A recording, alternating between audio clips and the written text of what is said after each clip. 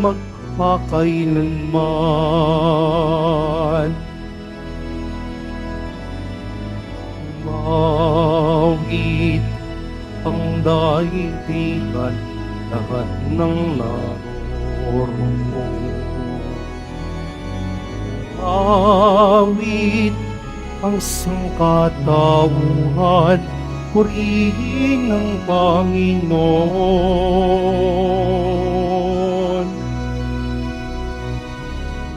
Papuri sa kaitaasan, siya'y papurihan, Diyos ng lahat. Papuri sa kaitaasan, siya'y papurihan, ngayon at magpakailanman. Sa ngalan ng Ama at ng Anak at ng Espiritu Santo. Amen. Sumainyo ang Panginoon. At sumayo rin. Mga kapatid, aminin natin ang ating mga kasalanan upang tayo'y maging marapat gumanap sa banal na pagdiriwang.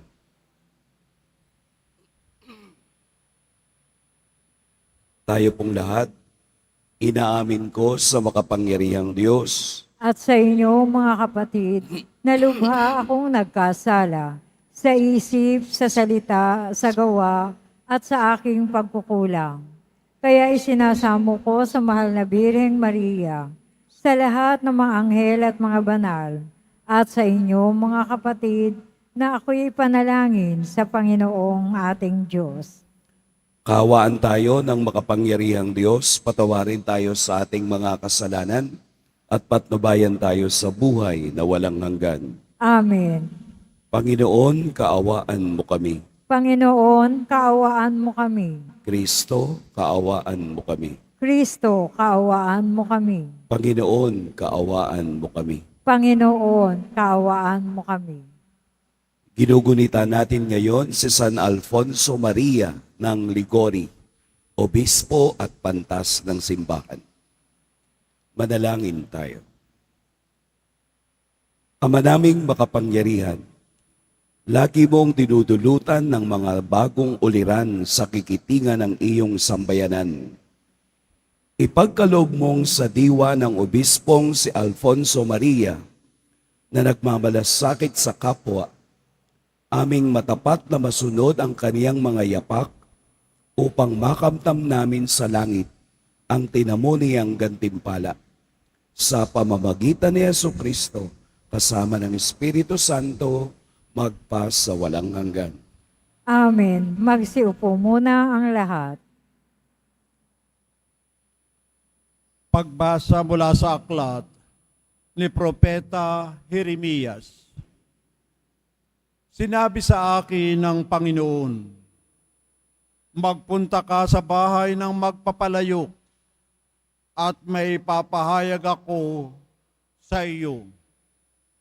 Nagpunta naman ako at dinatnan ko ang magpapalayok sa kanyang gawaan. Nakita kong kapag ang ginagawa niyang sisidlan ay nasira, minamasa niya uli ang luwad at hinuhugisan ng panibago. Pagkatapos, sinabi sa akin ng Panginoon, hindi ko ba magagawa sa bayang Israel ang ginawa ng magpapalayok sa luwad na iyon? Kayo'y nasa mga kamay ko, tulad ng luwad sa kamay ng magpapalayok. Akong Panginoon ang may sabi nito. Ang salita ng Diyos. Salamat sa Diyos. Mapalad ang kinukupkop ng poong Diyos ni Jacob. Mapalad ang kinukupkop ng poong Diyos ni Jacob. O kaluluwa ko, ang Diyos papurihan. Pupurihin siya at aking aawitan. Aking aawitan habang ako'y buhay. Mapalad ang kinukupkop ng Poong Diyos ni Jacob. Sa mga pangulo'y huwag kang mangahawak. Kahit na kaninong di makapagligtas. Kung sila'y mamatay, balik sa alabok, ang anumang balangkas nila'y natatapos. Mapalad ang kinukupkop ng Poong Diyos ni Jacob. Mapalad ang tao na ang kanyang Diyos, na laging katulong ay ang Diyos ni Jacob. Sa Diyos na Panginoon umaasang lubos, sa Diyos na lumikha niyong kalangitan ng lupa at dagat at lahat ng bagay. Mapalad ang kinukupkop ng Poong Diyos ni Jacob. Magsitayo po ang lahat.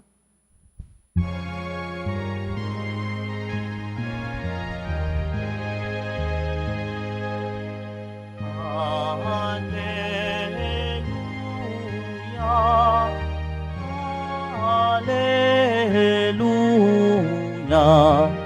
Hallelujah. Hallelujah.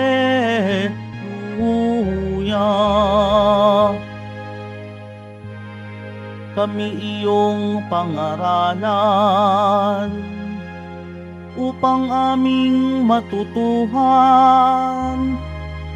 ang salitang bumubuhay.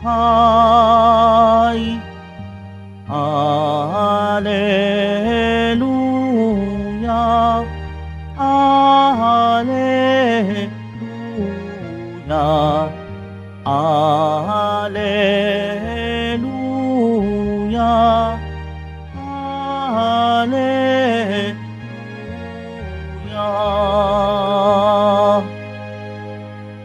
Sumainyo ang Panginoon. At sumayo rin. Ang mabuting balita ng Panginoon ayon kay San Mateo.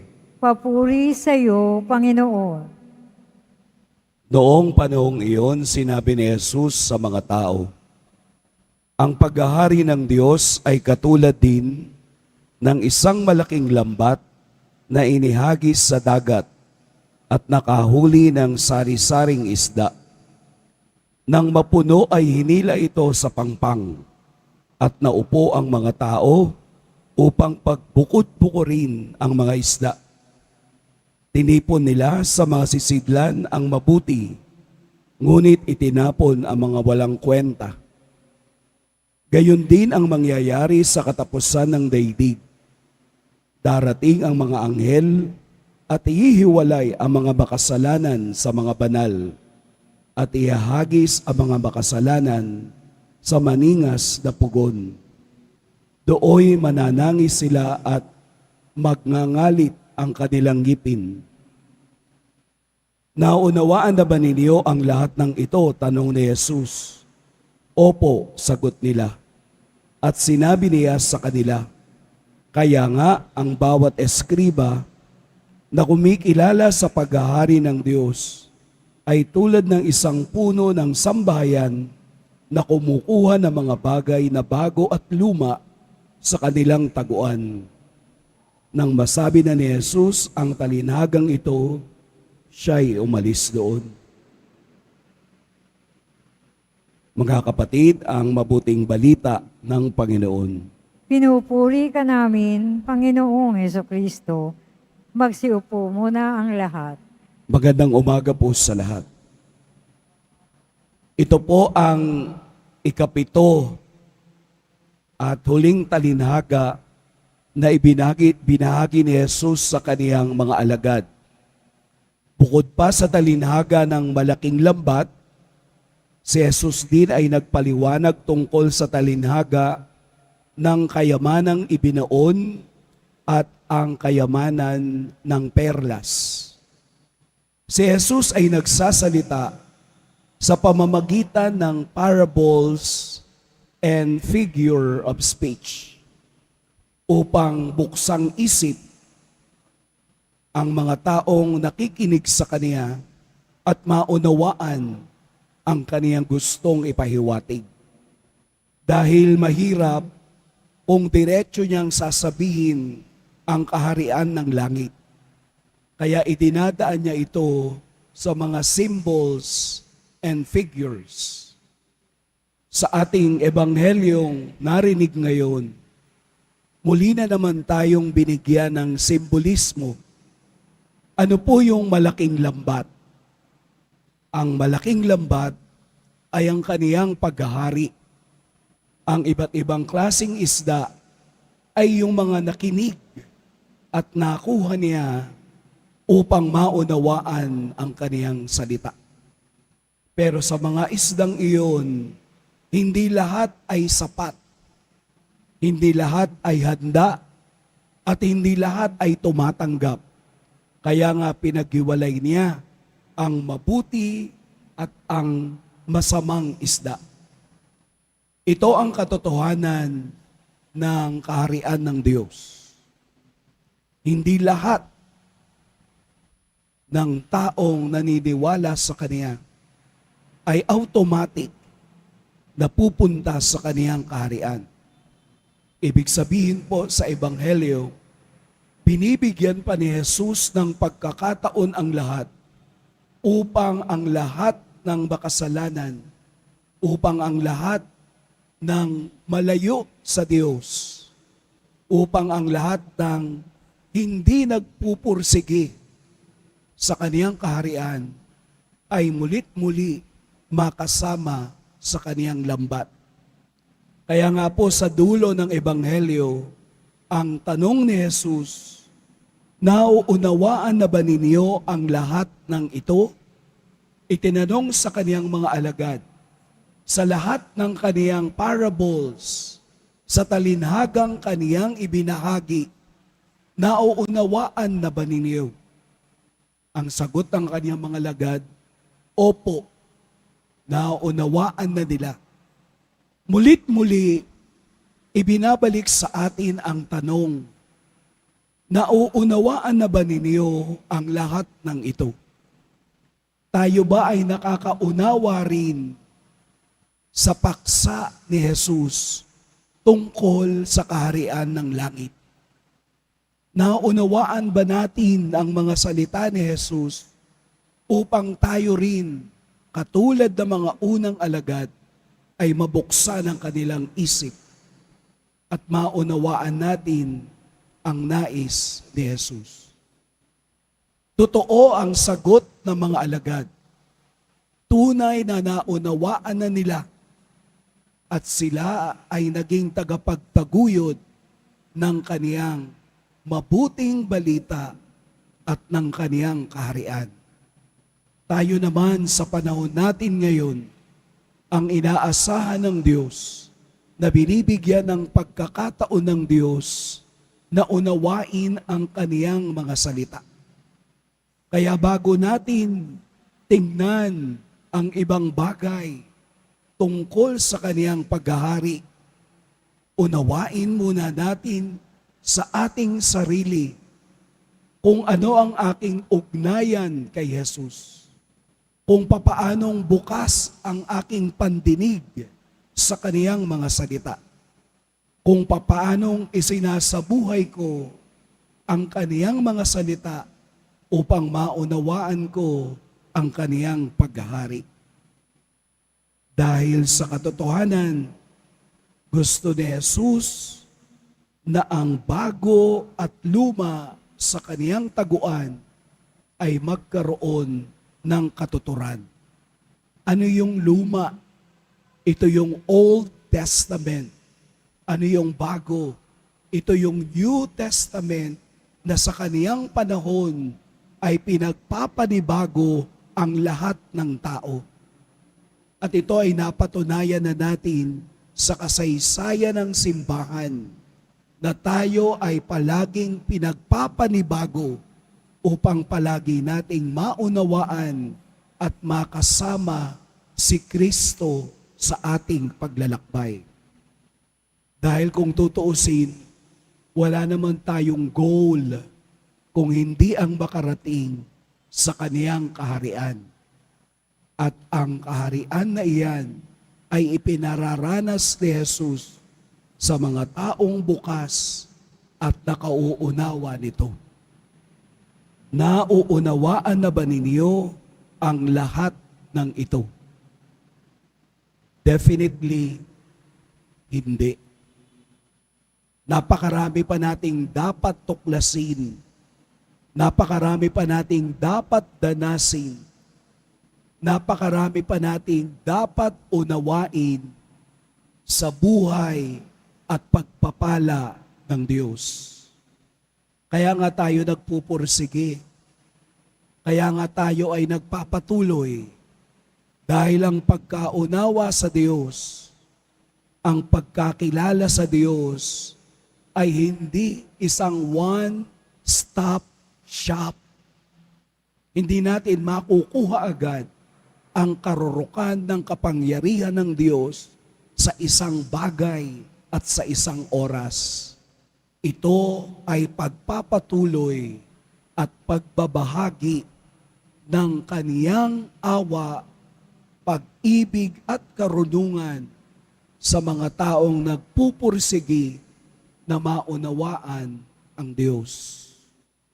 Palagi po nating isipin, seek first the kingdom of God and everything will be given to you. Pagpalain tayo ng poong may kapal. Magsitayo po ang lahat.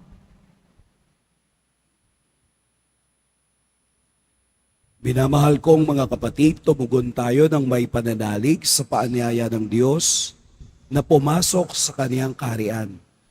Buong kababaang loob tayong manalangin. Panginoon, gawin mo kaming karapat-dapat sa iyong paghahari. Panginoon, gawin mo kaming karapat-dapat sa iyong paghahari. Ang simbahan naway huwag tumigil sa pagpapahayag ng ebanghelyo sa lahat ng tao, dako, wika at kultura. Manalangin tayo. Panginoon, gawin mo kaming karapat-dapat sa iyong paghahari. Ang mga tao naway huwag manatiling sarado sa nakaugaliang kultura, bagkos mapayaman nila ang isa't isa sa kanilang pananampalataya kay Kristo. Manalangin tayo. Panginoon, gawin mo kaming karapat-dapat sa iyong paghahari. Ang mga walang-wala sa mundong ito, naway maging mga tagapagmana ng kayamanan ng kaharian ni Kristo. Manalangin tayo.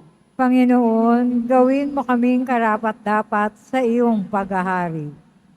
Ang mga pinanghihinaan na ng loob dahil sa bigat ng kanilang mga pagsubok at karamdaman, naway huwag ipinig ang kanilang puso at bagkus palalimin pa ang kanilang pananampalataya kay Kristo sa dinaranas nilang mga pagdurusa. Manalangin tayo. Panginoon, gawin mo kaming karapat-dapat sa iyong paghahari. Ang mga namatay, naway tanggapin sa kaharian ng langit. Manalangin tayo. Panginoon, gawin mo kaming karapat-dapat sa iyong paghahari. Panginoong Diyos, makibahagi nawa kami sa iyong pag-ibig na bukas sa lahat ng tao. Tanggapin mo kaming lahat kasama ng aming kapatid na si Jesucristo, ngayon at magpa sa walang hanggan. Amen. Magsiupo muna ang lahat.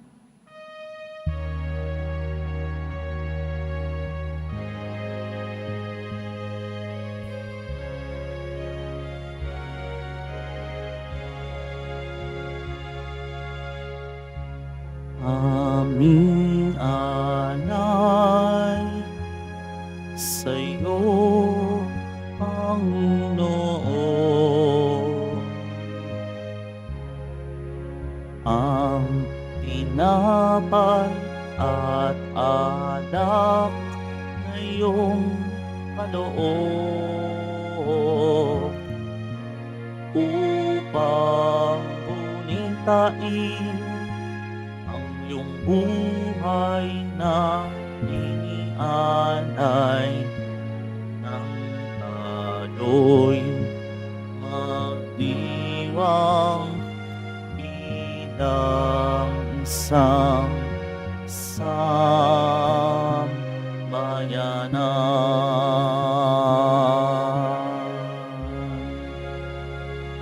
Magsitayo na po ang lahat.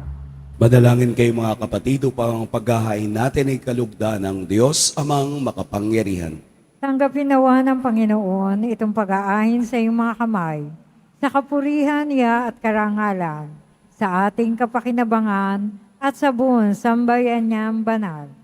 Ama naming lumikha, pag-alabin mo ang kalooban namin sa ningas ng iyong Espiritu na ipinagkaloob mo kay San Alfonso Maria para maipagdiwang ang paghahain ito at sa pamamagitan nito, ikaw ay mahandugan ng sariling pamumuhay bilang banal na alay sa pamamagitan ni Jesucristo kasama ng Espiritu Santo magpa sa walang hanggan. Amen. Sumainiyo ang Panginoon. At sumayuri. Itaas sa Diyos ang inyong puso at diwa.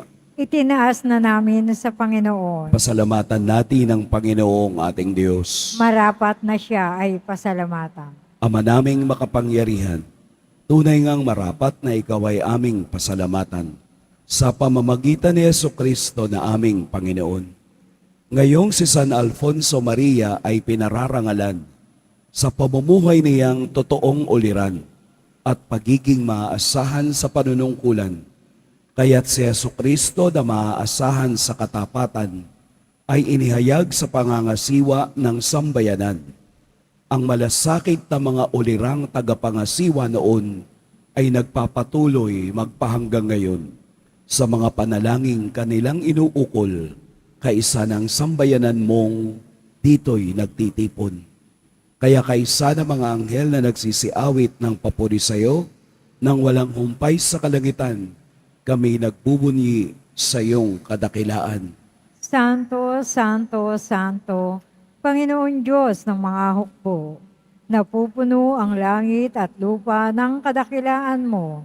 O sana sa kaitaasan, pinagpala ang naparirito sa ngalan ng Panginoon. O sana sa kaitaasan, magsiluhod po ang lahat. Ama naming banal, ikaw ang bukal ng tanang kabanalan. Kaya't sa pamamagitan ng Espiritu, gawin mong banal ang kaloob na ito upang para sa amin maging katawan at dugo ng aming Panginoong Heso Kristo. Bago niya pinagtiis ang kusang loob na maging handog, hinawakan niya ang tinapay, pinasalamatan kaniya, pinaghati-hati niya iyon, iniabot sa kaniyang mga alagad at sinabi, "Tanggapin ninyong lahat ito at kanin, ito ang aking katawan na ihahandog para sa inyo."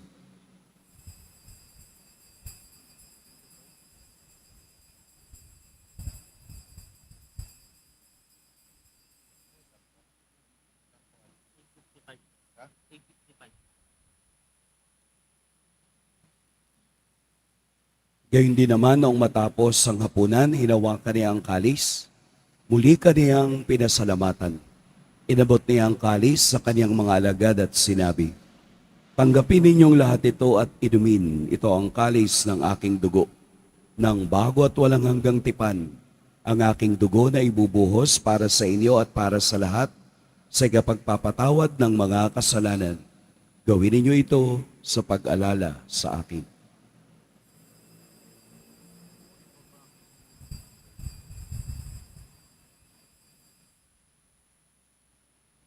Magsitayo na po ang lahat.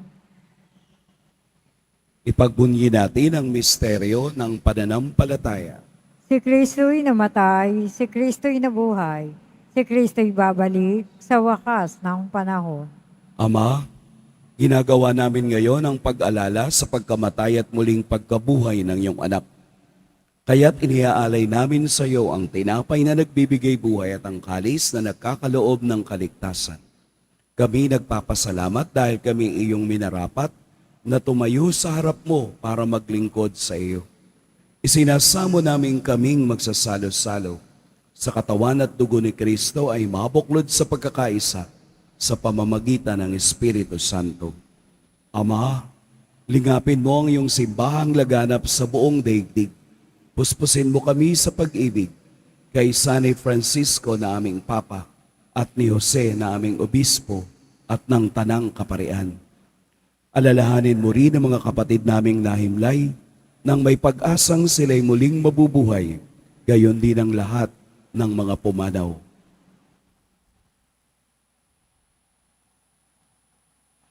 Kaawaan mo sila at patuloyin sa iyong kaliwanagan. Kaawaan mo at pagintapating kaming lahat na makasalo sa iyong buhay na walang wakas. Kaisa ng mahal na Birheng Maria na ina ng Diyos, ng kabiyak ng puso niyang si San Jose, kaisa ng mga apostol ni San Juan Bautista, at ng lahat ng mga banal na namuhay dito sa daigdig ng kalugod-lugod sa iyo, maipagdiwang nawa namin ang pagpupuri sa ikararangal mo sa pamamagitan ng iyong anak na aming Panginoong Heso Kristo. Sa pamamagitan ni Kristo, kasama niya at sa Kanya, ang lahat ng parangal at papuri sa iyo, Diyos, Amang makapangyarihan, kasama ng Espiritu Santo, magpa sa walang hanggan. Amen. Sa tagubilin ng nakagagaling na utos at sa turo ni Jesus na Panginoon natin at Diyos, ipahayag natin ng lakas loob. Ama namin, sumasalangit ka, sambahin ang ngalan mo, mapasa amin ang kaharian mo. Sundin ang loob mo dito sa lupa para nang sa langit. Bigyan mo kami ngayon ng aming kakanin sa araw-araw at patawarin mo kami sa aming mga sala para nang pagpapatawad namin sa nagkakasala sa amin. At huwag mo kaming ipahintulot sa tukso at iadya mo kami sa lahat ng masama. Hinihiling namin kami iadya sa lahat ng masama. Pagkalooban ng kapayapaan araw-araw, iligtas sa kasalanan at ilayo sa lahat ng kapahamakan. Samantalang aming pinananabikan ang dakilang araw ng pagpapahayag ng tagapagligtas naming si Heso Kristo. Sapagkat iyo ang kaharian, ang kapangyarihan, at ang kapurihan magpakailanman. Amen. Panginoong Heso Kristo, sinabi mo sa iyong mga apostol, kapayapaan ang iniiwan ko sa inyo, ang aking kapayapaan ang ibinibigay ko sa inyo. Tunghayan mo ang aming pananampalataya at huwag ang aming pagkakasala. Pagkalooban mo kami ng kapayapaan at pagkakaisa ayon sa iyong kalooban, kasama ng Espiritu Santo, magpa sa walang hanggan. Amen. Ang kapayapaan ng Panginoon naway laging sumainiyong lahat. At sumayo rin. Magbigayan kayo ng kapayapaan sa isa't isa. Kordero ng Diyos na nag-aalis ng mga kasalanan ng sanlibutan, maawa ka sa amin. Kordero ng Diyos na nag-aalis ng mga kasalanan ng sanlibutan, maawa ka sa amin. Kordero ng Diyos na nag-aalis ng mga kasalanan ng sanlibutan, ipagkaloob mo sa amin ang kapayapaan. Magsiluhod po ang lahat. Ito ang kordero ng Diyos, ito ang nag-aalis ng kasalanan ng sanlibutan. Mapapalad ang mga inaanyayahan sa kaniyang piging. Panginoon, hindi ako karapat-dapat na magpatuloy sa iyo, ngunit sa isang salita mo lamang ay gagaling na ako.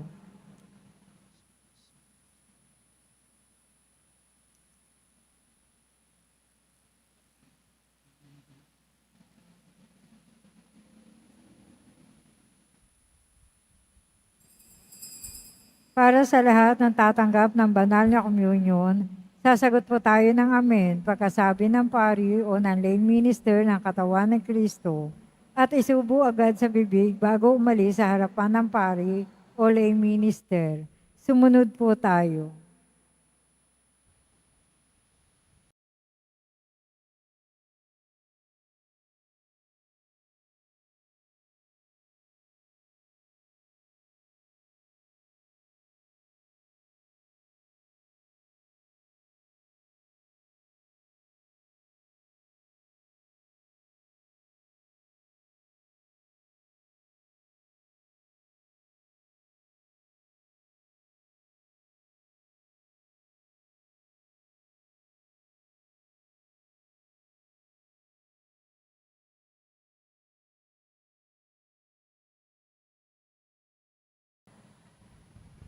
Manalangin tayo.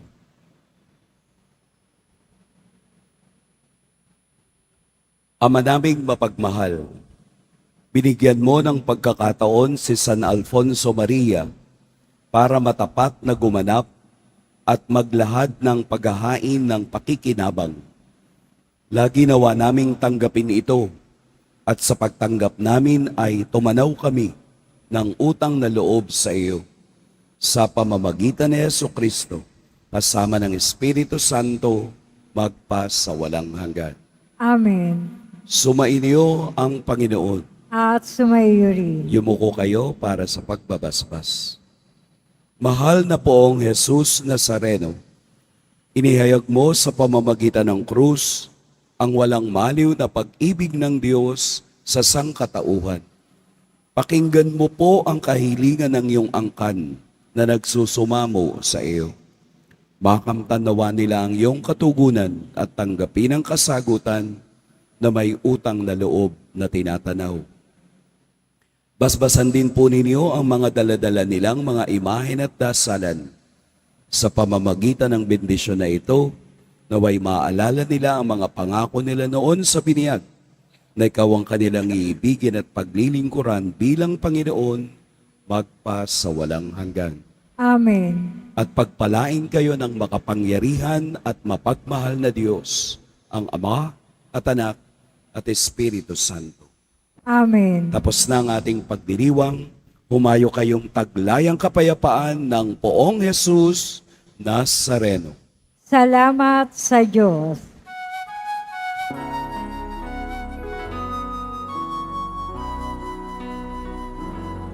Nuestro Padre Jesus Nazareno, sinasamba ka namin, pinipintuho ka namin, aral mo ang aming buhay at kaligtasan. Nuestro Padre Jesus Nazareno, iligtas mo kami sa kasalanan. Ang krus mong kinamatayan ay sagisag ng aming kaligtasan. Nuestro Padre Jesus Nazareno, dinarangal ka namin. Nuestro Padre Jesus Nazareno, niluwalhati ka namin. Nuestro Padre Jesus Nazareno, dinarangal ka namin. Nuestro Padre Jesus Nazareno, niluwalhati ka namin.